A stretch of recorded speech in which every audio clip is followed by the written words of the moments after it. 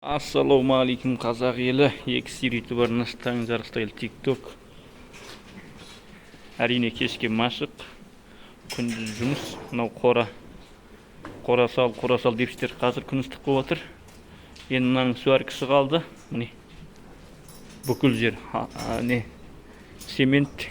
Мына жақ осындай вариантпен, мына екі жақ мынандай тегіс вариантпен. Енді мынаның астын жөндеу керек. Енді мынаның астын жөндеп алып, мына жағы сташкысы кессе, мынаны былай көшіріп, мынау темірді мына жерге былайынан қойып жасаймыз.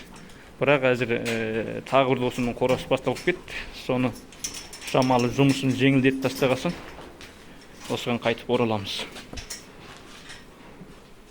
Бұқаларды бір көрсетіп қойын. Мына ұрғашы, 4-5 ұрғашы. Үшеуі еркек. Қалғанын шығарып салдық. Қайта кіргізгенге стачкілер кеуіп, біраз жұмыстар жасалғасын.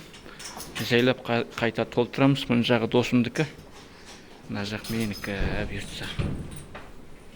Осы видео кешке міндетті түрде машығамыз ол. Осының барлығын жасау үшін, армандарды орындау үшін денсаулық керек, бейби. Не десең о де.